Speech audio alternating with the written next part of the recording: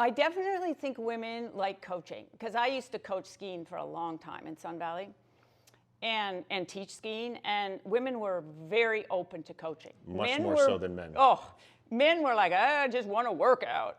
And it's like, okay, well, go do a workout then. And you'd watch them, it's like, you need some coaching.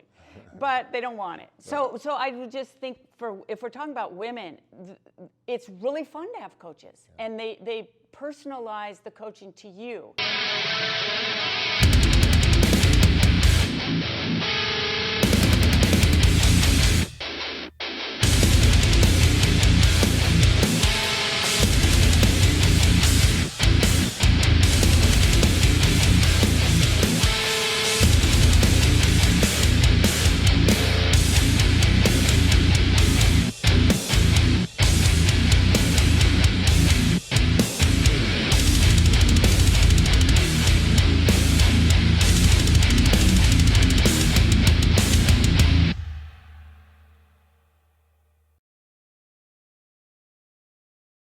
We are here with our friend Alison Bradley today from Starting Strength Boise.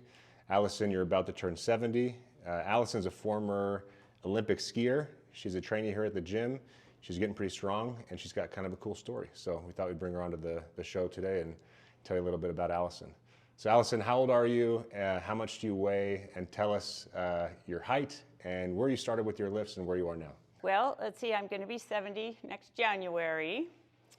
I started at Starting Strength the end of October last year. And one of my first things when I came in the gym, you guys were doing the Halloween deadlift, lift of the dead or something. Day of the deadlift, yeah. Day of the deadlift. And all these people were dressed up, and it was like one of my first days, and I'm like, okay, this is weird. And but the weights that were being lifted were so impressive, because of one lift. And the women, they were just doing great, and you had so much fun. And so my story starts a long time ago.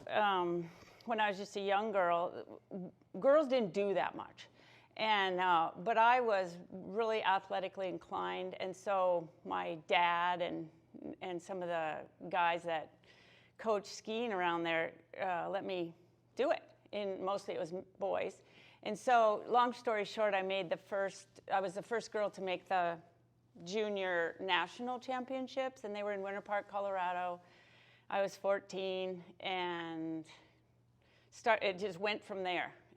So they started letting girls in the nationals, and I was on the first Olympic team that the U.S. sent for women in cross-country skiing.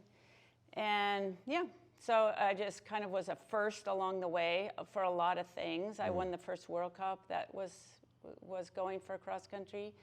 And you said that kind of casually. You won the first World Cup for cross country skiing? Yep. Cool. Yeah. And I was 7th overall in the world that year. Awesome. And my kind of thing about that is there was 5 Russians and 1 Norwegian ahead of me. And we pretty much know that the Russians dope. And so I'm kind of feeling pretty good because, I didn't, obviously, and I don't think the Norwegians did. So I was in the top in the world then. And it's taken a long time kind of for the women to come back in our country. But now they're winning medals in the Olympics and World Championships. So it's cool. It's 50 years. All women through the last 50 years are still alive. There's 32 of us and that have gone to the Olympics from our country, and we're all still viable. And cross country is a strength endurance sport, and so the strength part was big, especially for someone like me. I'm really light boned. I'm probably have a lot more endurance type cells in myself than I do strength. So I really knew that was key for me, and as I've gotten older, it's even more key because I just feel my body atrophying, and no matter how much I run or bike or whatever, it doesn't do it. I can go enduring most anything in life, but it's the strength that is the key. So I started following the Starting Strength program 5 or 6 years ago because I read about it, and the logic of it was just right for me. And so I started trying to do it on my own. There wasn't Starting Strength Boise yet. And I tried to get an online coach, but anyway, I just was doing it on my own at Anytime Fitness. And so when you guys came, I just said, yes, finally, because as I saw, I mean, I was pretty strong, but I wasn't doing it correctly. Right.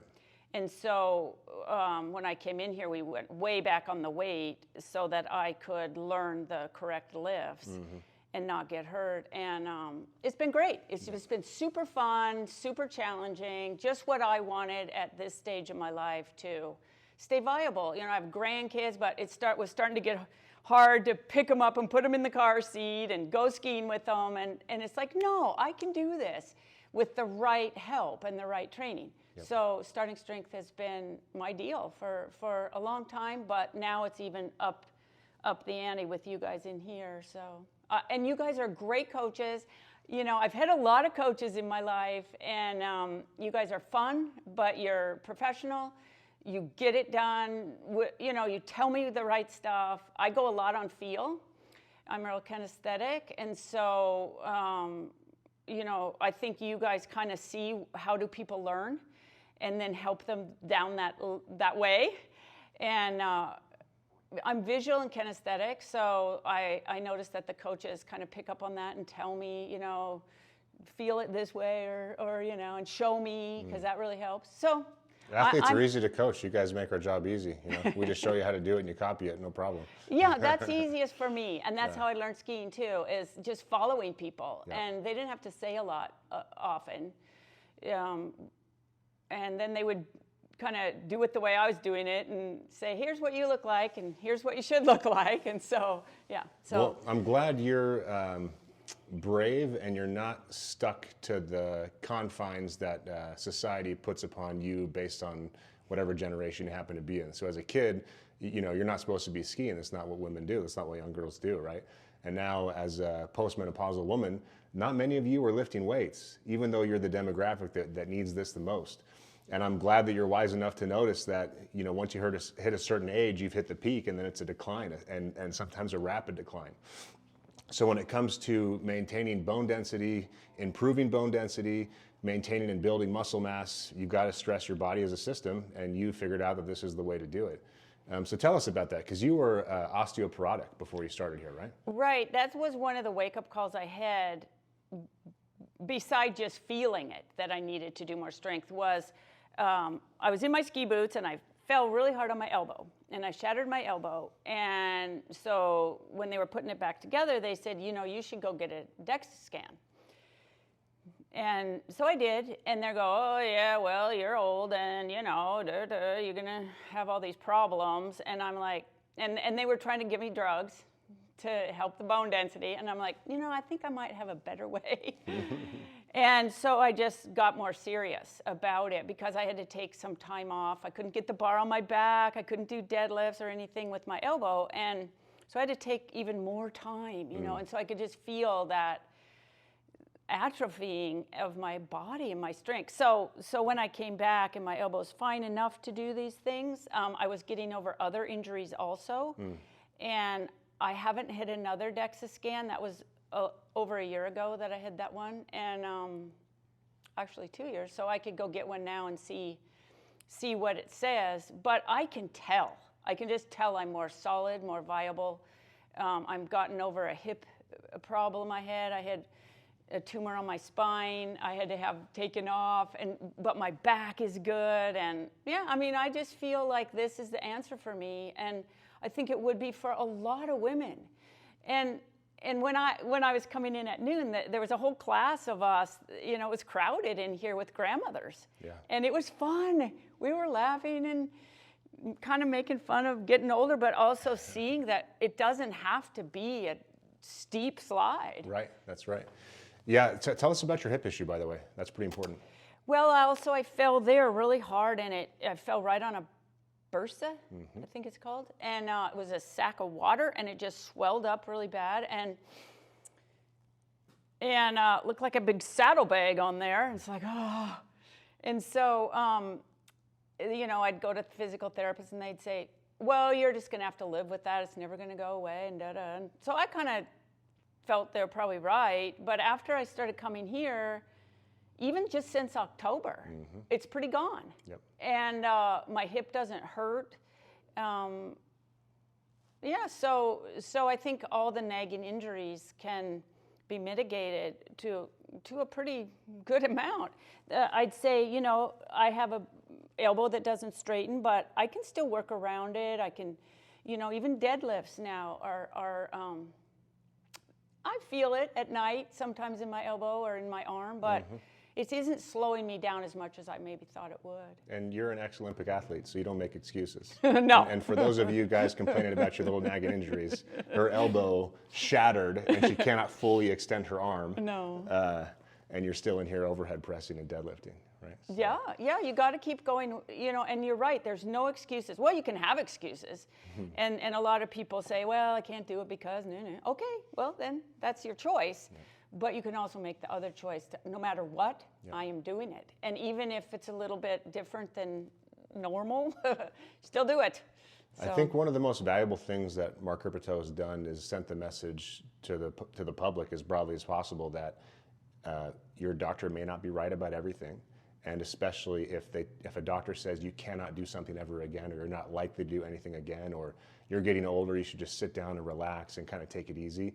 That is exactly the opposite message that should be sent. There should be a message of optimism that here's your situation and you're a biological organism, and biological organisms respond to stress and then they adapt and then they get better. That's right. And that's what we do in here. That's and right. I know your osteoporosis situation is better because that's the biology. That's how it works. And we have case study after case study of women in your exact same situation that have the DEXA scan. So when you get your follow-up, we can do another episode. Yeah. But I know your situation has improved. So let's talk about your numbers. I want your height, your body weight, and your starting lifts. Okay. Well, I haven't taken my height for a while. I used to be 5'7", and hopefully I haven't shrank too much. So about 5'7". When I first started in here, I weighed 133.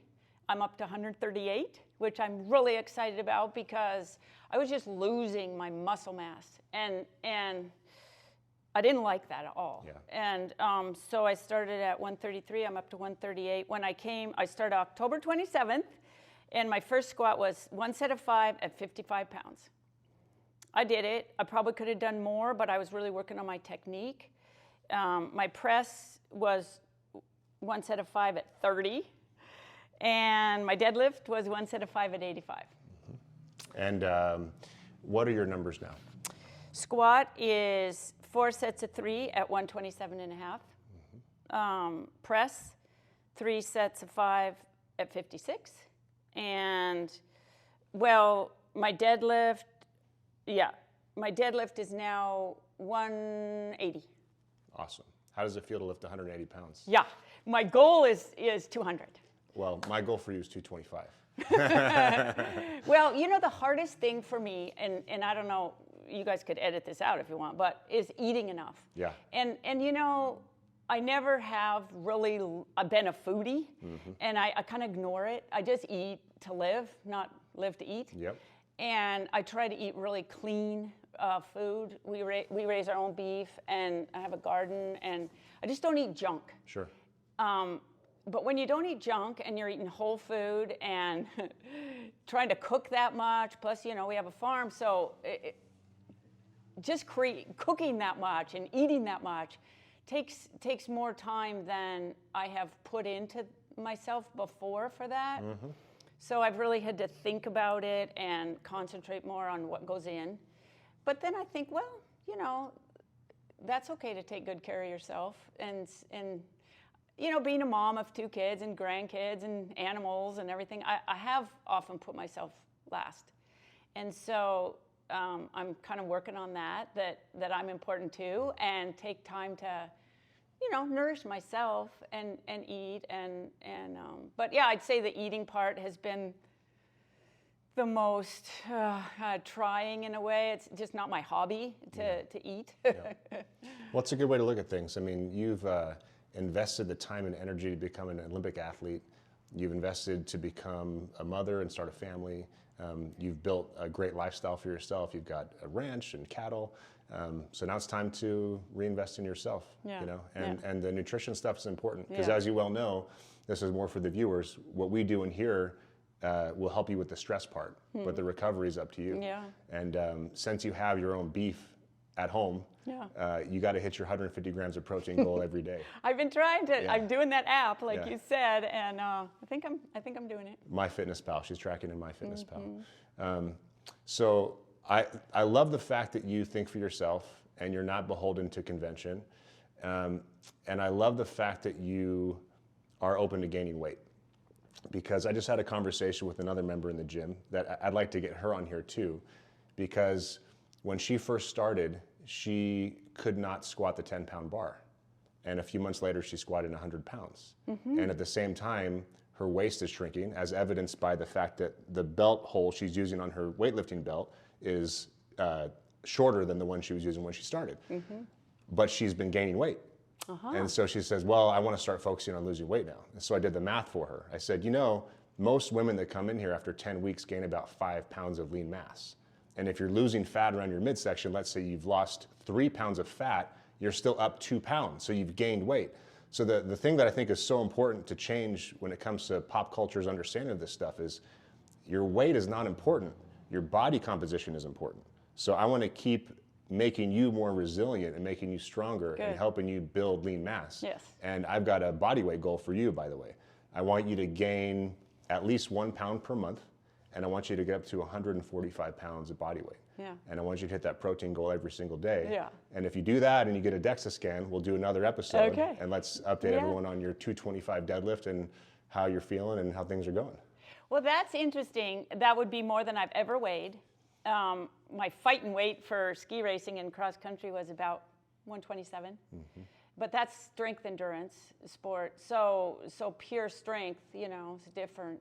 But we did a lot of running, a lot of, you know, roller skiing and mountain running and stuff. And you had to be, I don't know, lighter, I guess. But yeah, 145, I mean, I'm up for it. Because for one thing, think about if I ever got sick, my body would be a lot more there. You need weight to lose. If you're sick and I'm you not can't eat, planning to. you need to have weight to lose. Yeah. Yeah, and just about almost anything. Like when I broke my elbow, like you start from a pretty low place and you only go lower. So the higher you can start, if you have a challenge, the better. So I'm not planning on that stuff, but it is a good backup. Strong people are harder to kill and more useful in general, right on the wall, you know. Yes. Speaking of which, how are you more useful? So you work on a farm. What have you noticed about your day-to-day life since you started lifting weights? Well, I guess maybe the overall thing is I just have more energy to do the work. Yep. I've always had a ton of energy, and I'm really fiery. So I was watching that fire kind of go down a bit if I worked hard. I couldn't do it all day. And I didn't like that because I like to be able to just work. And I was watching that kind of, my strength about it go down. And so that's come back. Nice. Now that I'm doing this strength training though, I do see that I have to do a lot of recovery after workouts. And I think for me, it feels more like my nervous system needs the rest than the muscles. It feels like a nervous system reset because I'll go home and I'll have a high heart rate. It'll kind of be pounding. I know what that feels like from a hard workout from before. And it takes a nap. It takes resetting that. And so I'm pretty careful to do the recovery after these strength trainings because I feel my body needs it. And so even though I want to work hard, it's like, okay, you just did that, so don't do, you know, I don't add on and add on. Yep. Yeah, strength training is an acute bout of stress, and you have to recover from that adequately, so I'm glad you're looking at it that way. Yeah. It's eating that protein and getting as much sleep as possible, which I know gets more difficult as you age. Yeah. Well, I changed my workout time from noon to 4 so that I have dinner all ready before I leave. So when I get home after the workout, I can eat, relax, drink a lot of water, and then go to bed. And when I was working out at noon, for me, it took all day almost because I'd have to go home and rest. So the afternoon was kind of shot for me. So I like this afternoon and then just go to bed thing. Yep. Excellent. Well, what advice do you have for women that are in your demographic roughly and are thinking about strength training but have been hesitant and don't really know if they should focus on cardio, if they should listen to their doctor and just sit on their ass, or if they should maybe do something hard and pick up a barbell with some professional coaching? I definitely think women like coaching, because I used to coach skiing for a long time in Sun Valley and teach skiing, and women were very open to coaching. Much more so than men. Oh, men were like, I just want to work out. And it's like, okay, well, go do a workout then. And you'd watch them, it's like, you need some coaching. But they don't want it. So I would just think, if we're talking about women, it's really fun to have coaches. Yeah. And they personalize the coaching to you. It's not like they would coach you the way they coach me. And so it's really individualized. They watch where you are, what you need. And so, yeah, come in here, try it. And I don't think they should try it necessarily on their own. Go, like I did, go into Anytime Fitness and just start lifting weights and squatting and all this stuff. Especially if you're osteoporotic. Yeah. Mm-hmm. So I would say at least try this. And it's real simple system. As far as I can see, there's 4 or 5 things I do. And I can learn them.